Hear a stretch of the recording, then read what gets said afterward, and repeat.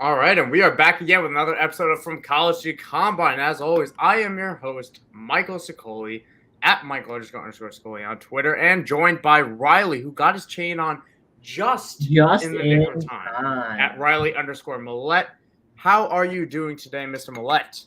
Listen, now I forgot to put my chain back on this morning. I take it off at night because it's a little fragile. It's kind of a stiff chain that I bought from JCPenney for like not that much money. So I try to take good care of it. I take it off when I sleep, take it off when I shower. And I forgot to put it on today, but I'll put it on just for this. JCPenney, not a sponsor, but if you wanted to, No, feel free to. No, not even close. Okay, well, either way, cheap jewelry aside, cheap anything aside, It is very cheap. we're going to get into this, but shortly after I start off with a little bit of an announcement for all you guys that have been following this show since we kicked it off in January, right, Riley? It feels Something like that. Yeah, just it about. feels crazy long that obviously people who follow me now, follow me on Twitter, you know I'm with the IDP guys. This show started before that. Started with For Frequency's Sake, where you're watching this right now. Again, an amazing follow to check out on YouTube. Why am I saying or? And Twitter at FFSQC. That's where this show started, and that's going to be where the show kind of ends. This is going to be our second to last episode for From College to Combine, at least until we kickstarted again in January. When both of us started this show, we both envisioned it as a lead up to the draft, where anyone that's followed us from the start, we broke down those prospects step by step, film breakdowns, we did it all. And then we hit the draft, and we kind of won, more so me, right, Riley? I kind of dragged Riley along. But Listen, I'm here for it. we want to keep it going. We want to keep football going while we didn't have football, and the draft cycle is over. And we kind of lost our direction a little bit, and these shows have a little bit dipped in what I expected and what it was. So, temporary plan is to bring this back and get that draft cycle going when it pops up again in January. This is not a goodbye. This is a see you later, right?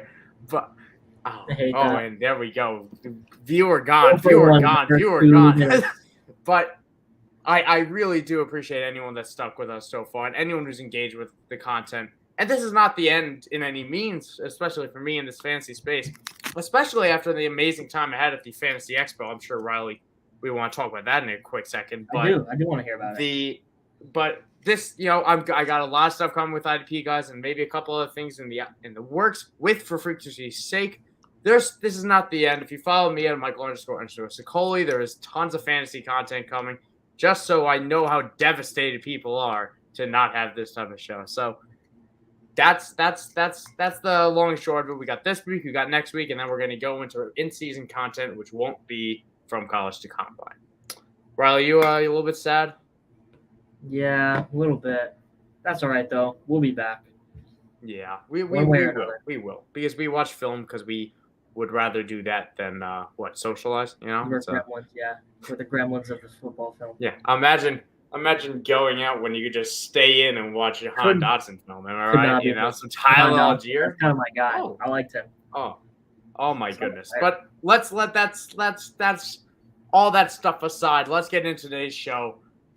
I just got back from the expo yesterday. I had a amazing experience with American Airlines going back and forth. That's sarcasm. Never fly American. All right, I will slander them to this. Not even slander.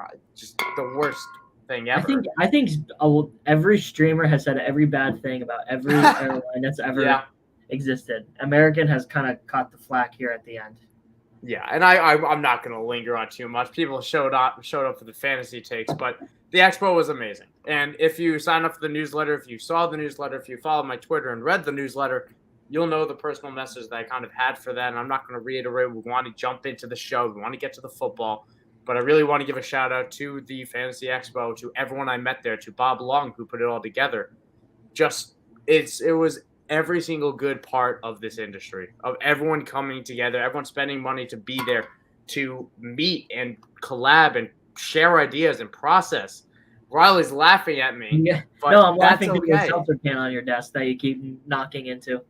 It's not even a seltzer. I accidentally bought like cream sodas when I thought they were seltzers because I just looked at the calories and it's zero. How about you come by our house, Riley, and have a piece? But they are really good. They are really good. Great. But the expo was amazing, and I really want to thank everyone who I ever met there, because everyone I met was unbelievably receptive. And I'm a quiet person by nature, so really, really awesome stuff. But let's jump into it, right? Let's get into it. We had a first week of real preseason football. Wow. Let's start with that. Let's start with those headlines. What Let were me some start of with the headline. Let me start with the week headline. one? Start with the headline. I'm gonna hijack you. Let me start with the Go headline. for it. Go for it. The Patriots and Panthers cannot get along. What do you make of that, Michael? The Patriots and Panthers, and Christian McCaffrey was involved in one of the fights. And Yes. the fight that happened today, he was one of the centerpieces of it. Can you tell me what this is all about, please? Yes. Yes, I can. And I can tell you that yesterday was because Mac Jones completed a deep ball to Tyquan Thornton, and then walked up to Brian Burns, defensive end, star defensive end, someone I love of the Carolina Panthers. And I believe, to put it delicately, he said, I want to get the words right, hold my nuts. I believe that's exactly what he said. I believe that's what he said to Brian Burns, the defensive end of the Panthers, and a fight ensued, of which I would never say that to Brian freaking Burns, a guy that would shred me like pulled pork in a nice rotisserie or something. I don't know, but in a crock pot. That was yesterday, and then there was a late hit on Christian McCaffrey, one of the nicest players in the league, and constantly goes to show the lack of discipline that the Patriots have, and Bill Belichick's lack of experience at coaching to wrangle in his players, because it's dirty, honestly. And I think it was Dietrich Wise who delivered the late hit, and he was ejected out of practice as well, because you're not going to put Christian McCaffrey on the ground in a joint practice, because why would you do that, Riley? What type of scumbag would do that? Good question. I would never do that. Exactly. So if you're done talking about your terrible Patriots and the bad influence that they put on the league from start to finish, let's get into week one for these news and takeaways and just everything that happened. So it's really just a couple things I want to bring up. And one of them was Dameon Pierce. He's kind of lit up Twitter in this way because he exploded for like 9.2 yards per carry, and he looked good on some of his carries. He made some nice cuts. I'm still not in on Pierce. I didn't like him pre-draft. This didn't change anything for me. He was still playing. He didn't play with the first team. A lot of people forget that because he mixes in practice and he gets there because Marlon Mack isn't that good. But Marlon Mack did open that game as the starter. I think it's just going to be a really terrible situation all around. I'm not that interested in any of these Texans running backs, but what do you think? I'm more after Dameon Pierce as a dynasty piece. I'm not super into him as a redraft asset this year, but he's semi past the eye test to where if I drafted him in my rookie drafts this upcoming year or this past year, I'm happy. I'm not going to go out and pursue Dameon Pierce just because of this, but I think this boosts Dameon Pierce's stock overall. It doesn't really change my feelings on the Texans backfield because it is just a slog of confusion and uncertainty. But it certainly looks like Dameon Pierce is going to be the real deal within the next year or two. That's what I think. I wholeheartedly disagree, and I'll bring it up like this, right? The problem with Dameon Pierce, whether he's good or not, is nothing to do with that. Has nothing to do with that. The problem is that he was a fourth-round pick. And day three guys we see year after year, they could be good. They could be Philip Lindsay good. They could be Chris Carson good. They could be, I don't know. I'm blanking. Drafted good. Thank you, James Robinson. It doesn't matter because teams, they have to be exceptional to have a role. And even then, they still get replaced by other guys. James Robinson, he was exceptional, and he still got replaced. Robinson was exceptional, and that was maybe that was the Jags, but we're talking about the Texans here. It's Dameon Pierce could go out there and put up 1,100 yards, and he could still be replaced. Now, he would still be a great dynasty guy, and you would still have plenty of sell windows over this year. And that's why I like Pierce more in redraft than I do in dynasty, because I think no matter what happens, he has such a slim chance of holding out to this role entering next season. Does that make sense? I can see why someone would think that. I just think that based on the fact that everyone else who's in this backfield is only there short term, and Dameon Pierce has has shown that he's kind of moving up the ranks very quickly after training camp and into preseason. I think given within the next 1-2 probably years, I wouldn't be upset to trade a mid-round pick for Dameon Pierce and just see what happens. Maybe late second, early third, I wouldn't mind trading for him right now. Where did he go in rookie drafts off the top of my head? I think he went like at the top, third round, middle of the second. God, it was such a weak class. It depends on your league. If you were reaching for a running back, which some leagues, some people want to draft for need, you could see him in the second round, back of the second round.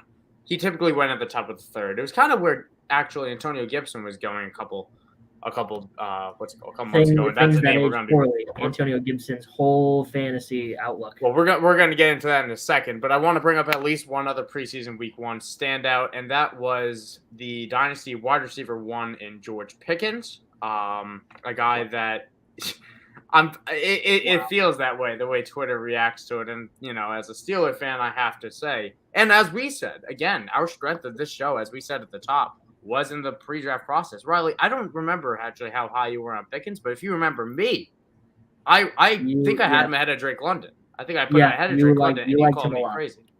I was not super high on him, but I really liked his what he put on tape before he got injured. I was afraid of him because of the injury, but I mean, he's kind of just done everything that you want as a Steelers fan, and everything you don't want as a Chase Claypool dynasty owner, which I am. So George Pickens has kind of been a little scary for me, but he is that guy. He is becoming that guy. I do want to say that while he is indeed that guy, and for dynasty he will be that guy, somebody that I'm not gonna sell high for George Pickens if I'm in dynasty. I'm holding, but I think we should temper redraft expectations.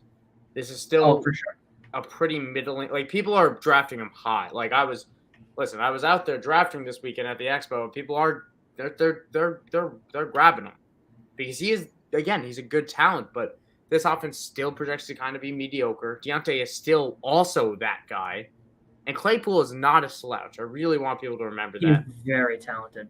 I don't doubt that Pickens will have some huge blowout games. It just might take some time, which is normal for rookies. It's not always lined it up from the get-go.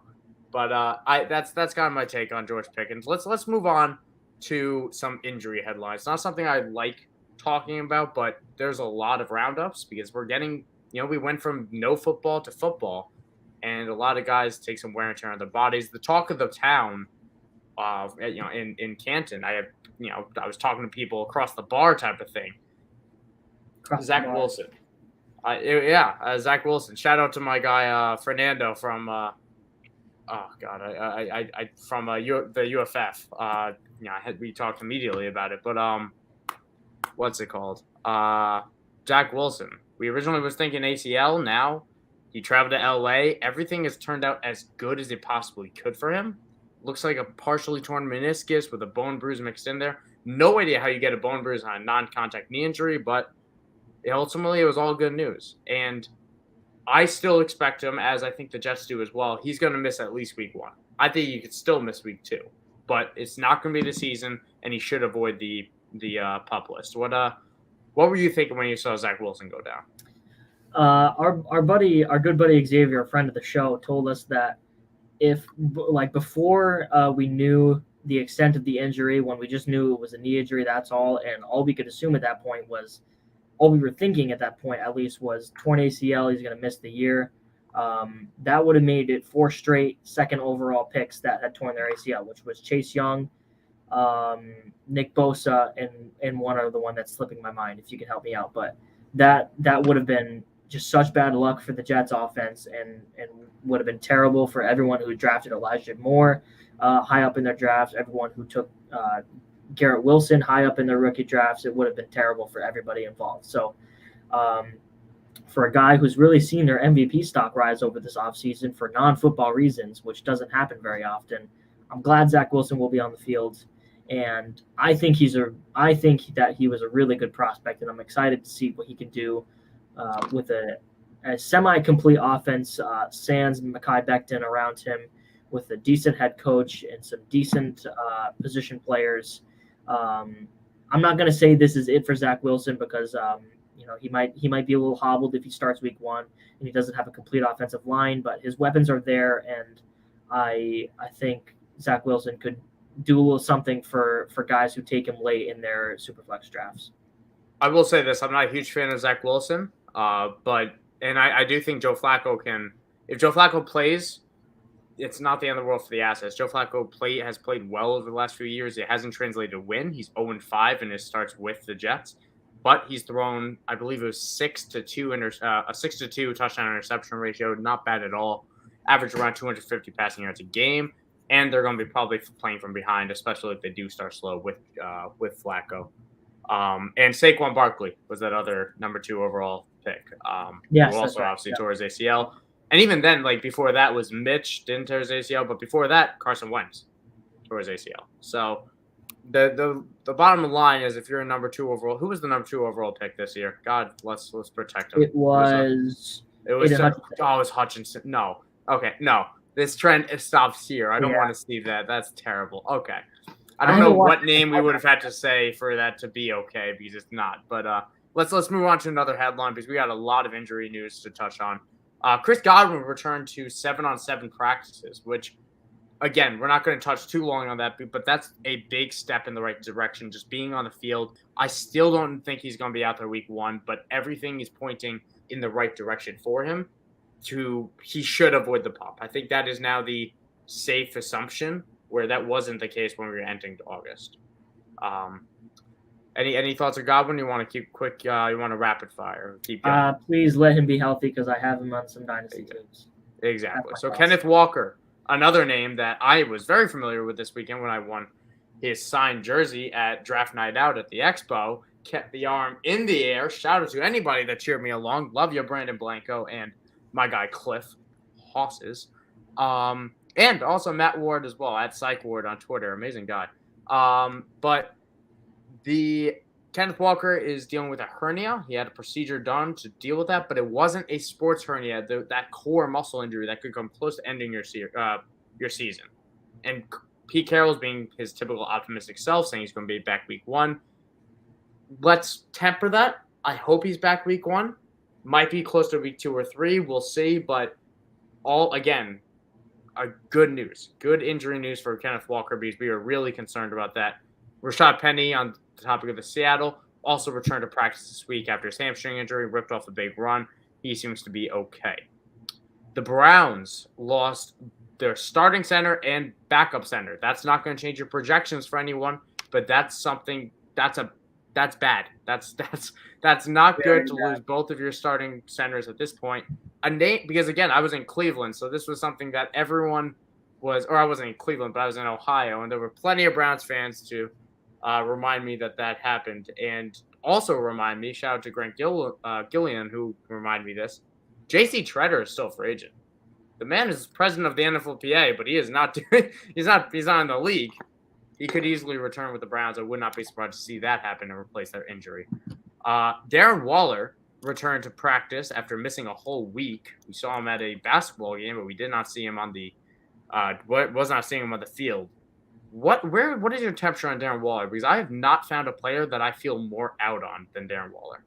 I'm mid on Darren Waller. I mean, he still fits into that second tier of tight ends that I want to cash in on, which is Kittle, Pitts. Nice.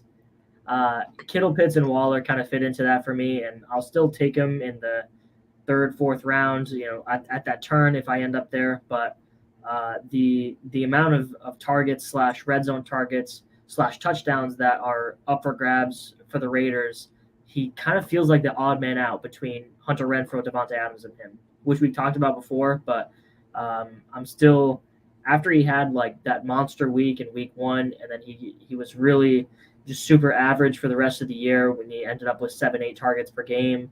I'm not betting on that going up with the arrival of Devontae Adams. And this He's only going to have to score touchdowns, and that's really not something he's done throughout his career. And it's Hunter Renfrow and Devontae Adams are 2 of the best red zone receivers in the NFL right now. And Definitely. it's tough to see that spin the other way. And Waller doesn't have to do much to be a difference maker at the position, and he is dropping in drafts because of all these red flags, because of the chance he could be the odd man out. If he drops far enough, maybe, but right now he's nowhere near where I'm taking him. I'd take Dalton Schultz ahead of him, and he tends to go around after.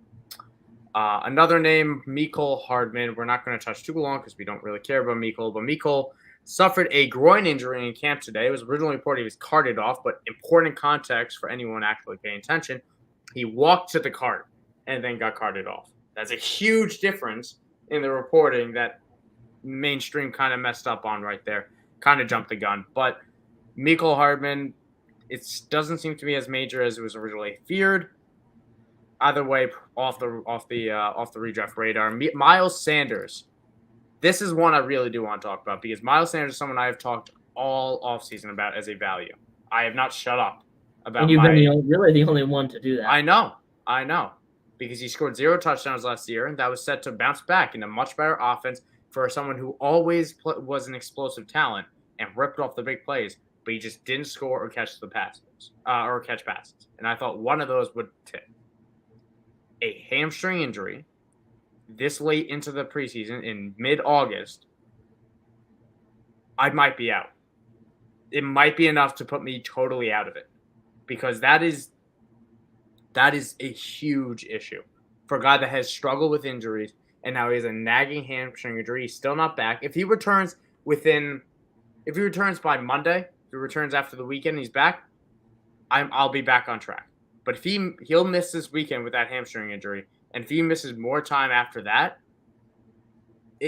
he's going to be asking for splitting time with Kenneth Gainwell. And if he's splitting time to a significant degree, he's not going to get enough to get it done when you have Jalen Hurts also there. I was bouncing on him getting at least 14 carries a game and being that goal line guy. If he is injured and he is a hamstring injury, that is something that I'm willing to pivot my take on. What about you? Does that make sense to you? I was never as high as on him as you were. I mean, I'm kind of towards more on the side of the TikTok people who are saying 0 RB, you end up with Miles Sanders as your RB1, and then they scream because they're scared. And I guess that's kind of more where I land. And I'm also not as worried about the injury as you are, but it's only further reason for me to not take him and to cash in on the running backs in the first couple rounds. I will quickly interrupt for some small breaking news. Dick Vitale, legendary ESPN analyst, was just announced as cancer-free, and that's beautiful. Good for him. That's awesome. So that's awesome. But either way, we'll go back to our regular scheduled programming. Another just two more. Drew Lock. We don't care about Drew Lock, but he just brutal step in his chance to take over for Geno Smith. He was announced to start the second preseason game, and not even an hour late. If I don't have the timestamp, but it felt like not even an hour later, he was announced that he has COVID and he will miss this weekend's game. We're not counting on Drew Lock. We don't really want to see Drew Lock out there, to be honest. Geno Smith played significantly better than him last season, but this is as close to you're not going to win this starting job as he was already most likely not to. The one other name I want to bring up, Drake London. Everyone held their breath this weekend, both with Zach Wilson and Drake London. And fortunately, we got good news out of each. Arthur Smith said that that the injury was not supposed to be super serious. That Drake London won't be out long term. We're waiting to see whether that will be the case. But for a guy that on his first play of the game made a play and on a crossing route and then disappeared with a knee injury, could have been the worst. You are smiling. I'm smiling about Drake London, really, because I would be upset to really see him miss because he's one of the most electric talents coming out this year. Yes, he was indeed a talent that was coming out this year. But let's quickly touch on a couple more headlines, and then we're going to give some draft tips. Let's see. Which one do you want to start with? There's one I really want to talk about, but I'll let you choose the other.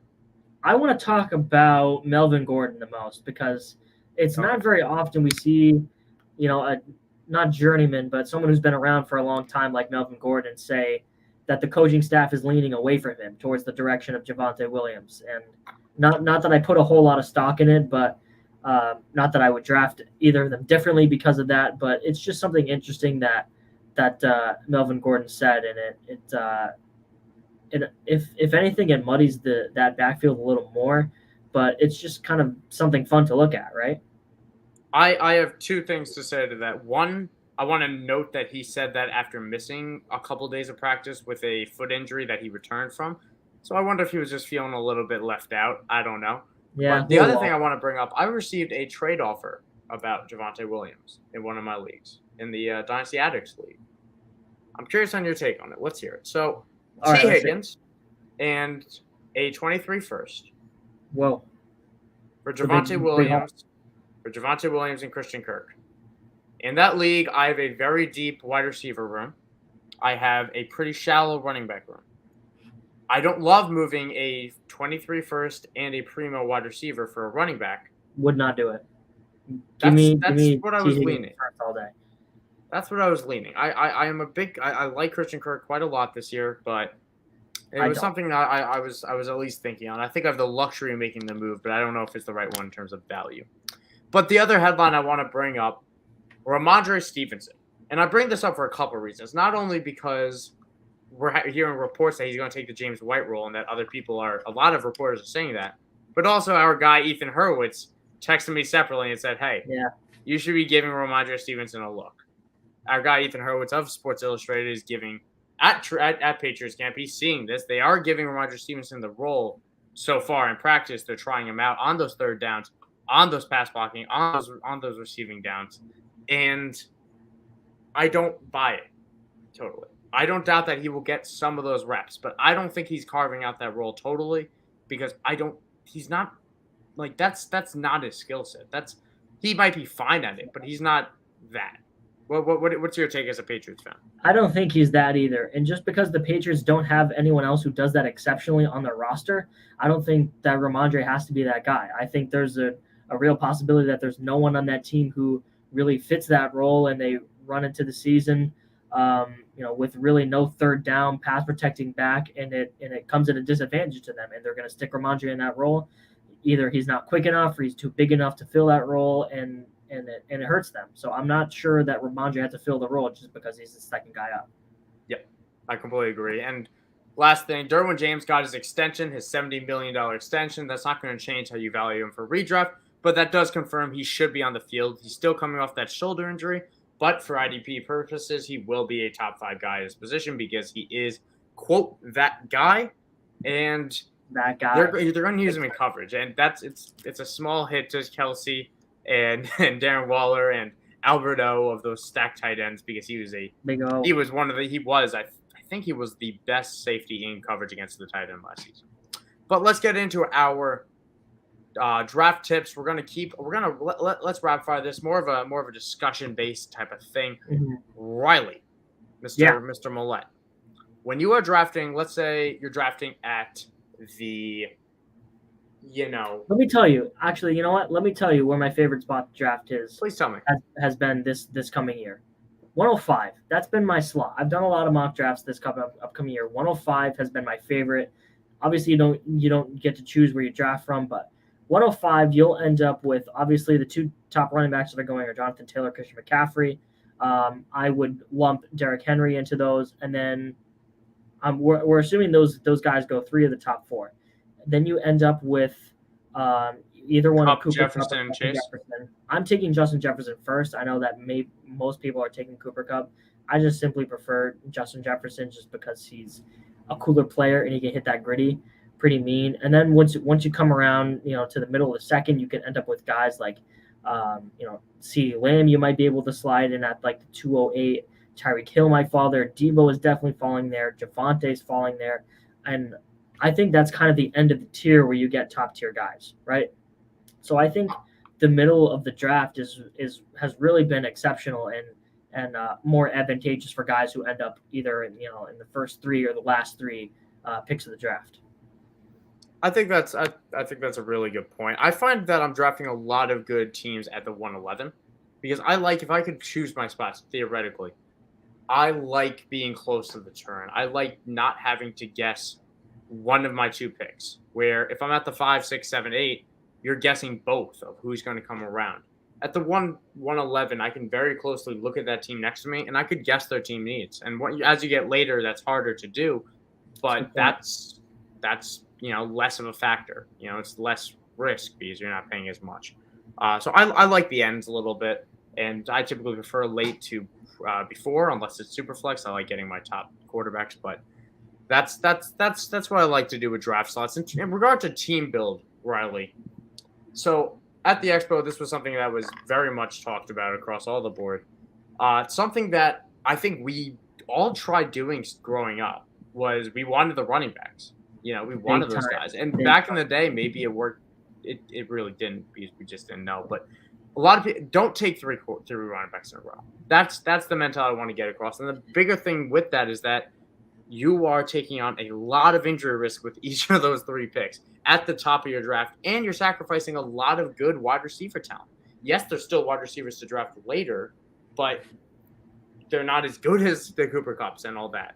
And they're not Justin Jeffersons and not all that. And you're investing so much risk for a position that also you're only starting 2 of.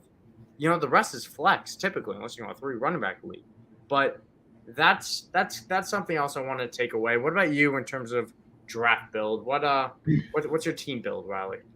In the startup draft, dynasty draft that we did last year, that's what I did. I took 3 running backs in a row, and then I traded up to take a tight end in the back of the 3rd, which at the time I felt that was the way to go. I'd done a ton of mock drafts. I ended up with, I think it was DeAndre Swift I took in the 1st round. I took J.K. Dobbins in the 2nd.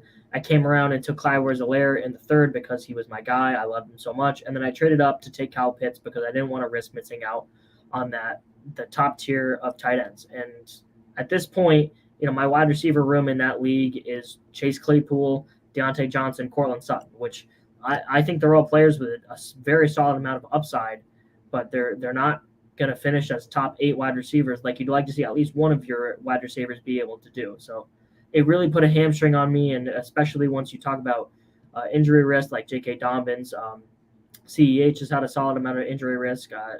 DeAndre Swift still has plenty of upside, but that's only one of those 3 running backs I took with very good capital. Yeah, I think it's a really dicey. Every running back is dicey, so splitting up that risk relative to draft cost is always a good measure to have. Now, early round, let's go floor versus ceiling is something else I want to bring up because I had this discussion on Twitter yesterday. So good guy Luke Sawhoko is catching passes from this past weekend at the Hall of Fame Stadium. Those a mean spiral, gotta say. But he brought this up on Twitter, and I retweeted, and I got an interesting comment of. He said after round 5, that's where you start taking only upside. You start avoiding any player that you consider safe, and you start taking the upside after round 5. So what's your take on that? I'm curious. That 100%. I'm all in on, like, you could take your safe picks, you could take your DeAndre Swifts and your George Kittle. Those are guys I see as PPR guys who will catch a ton of passes. Maybe they don't have a ton of upside. Hey, Neha, what's going on? I love Neha. She's great.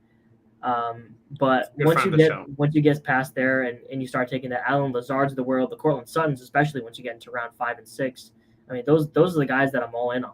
That's how you win your leagues. And I've done it time and time again. I take the safe guys over and over because I don't want to get caught holding the bag on a Marquise Brown when he was with the Ravens and there's a small pie and all that yada yada yada, and I end up taking them because their floor is lower, but you got to take a shot on those high ceiling guys. That's how I've come to learn fantasy over the years. I agree with most of it because you don't win playing scared. Like I put that into almost anything in life. And that said, there are players that will return on investment relative to AP every single year that are always undrafted. And a guy that I want to bring it up, like I will avoid Jarvis Landry's late in drafts. Jarvis could be fine. He could win me. He could fill in well on a bye week. But Jarvis will not win my league. Jarvis will not be a wide receiver 2. He might be a flex. And I don't care about that. I want to draft guys that will blow up. But that said, I do like mixing in guys like Brandon Cooks. Brandon Cooks will not be a wide receiver 1. It would take a catastrophe. It would take a a huge rise for Davis Mills for Brandon Cooks to be a wide receiver 1. But he is always a very solid wide receiver 2 and always has been for the last few years. And there's a huge value to that when he's always drafted outside of the top 24.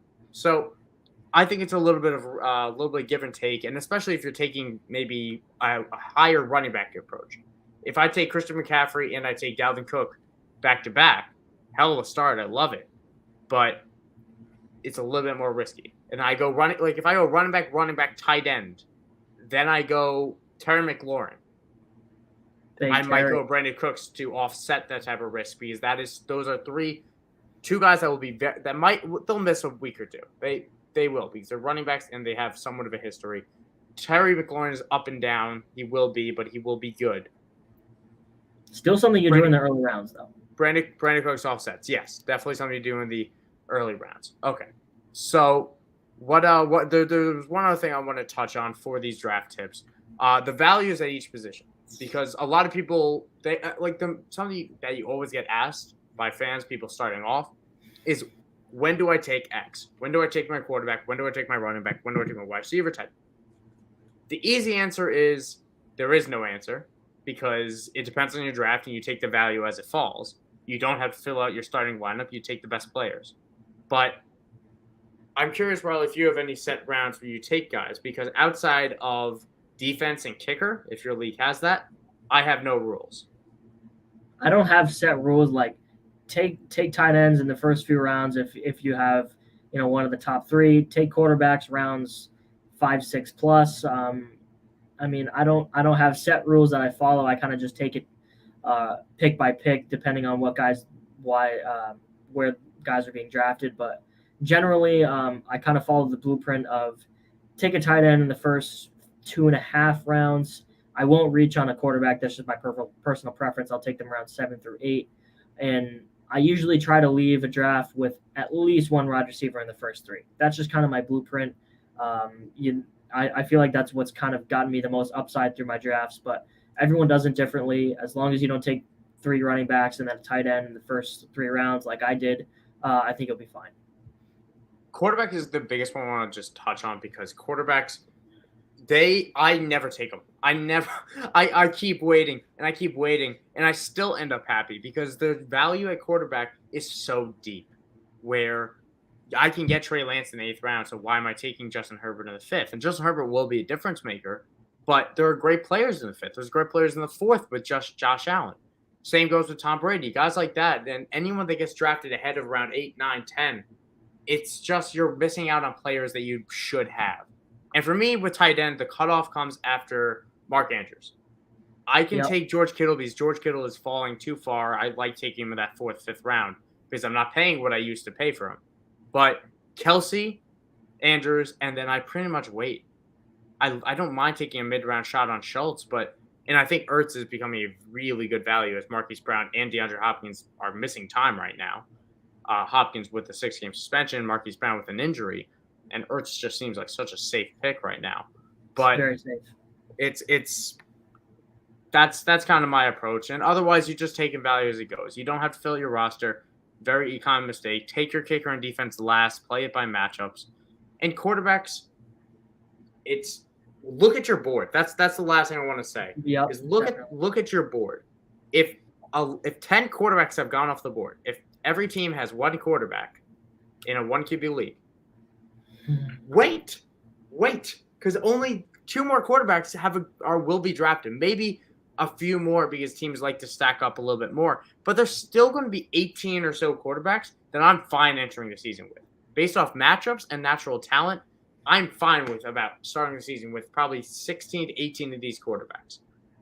You're not going to have 16 to 18 drafted. So you could just keep on waiting, play the matchup, take Kirk Cousins with your 10th pick because he'll be a QB1 and he's going to go outside of it.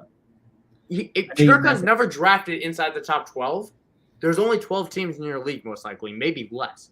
So every single league, you pretty much get Kirk Cousins just by waiting. So I get fired up talking about Kirk Cousins. You do get fired up. That's all right, though. That's all right. It is all right. It is all right. And you know what else is all right is ending this show because we have had an amazing episode. So thank you for everyone for tuning in. 2 from College to Combine. Again, check out for frequency's sake on Twitter as well as YouTube at FFSQC. And of course, IDP Guys, where I put out a lot of my content as well as a weekly newsletter came out this morning. It will go out again next Wednesday. And I'll tell you this, it's only getting better. So check them out at IDP Guys at idpguys.org as well as at IDP Guys on YouTube. Follow me at Michael__Sicoli. Follow Riley at Riley_Millette. It's okay if you don't follow him, but definitely follow me, 2 underscores, because 2 is better than 1. Thank you guys for tuning in. We have our final episode for this show next week, next Wednesday at 7 p.m. Eastern. Actually, Riley, I might be working that day. Time to be determined. What the H? Well, Scott's out. My guy Scott's out. So we'll figure it out. Either way, thank you guys for tuning in. Really do appreciate everyone spending their nights with us. So have a good one. Stay healthy. Stay safe.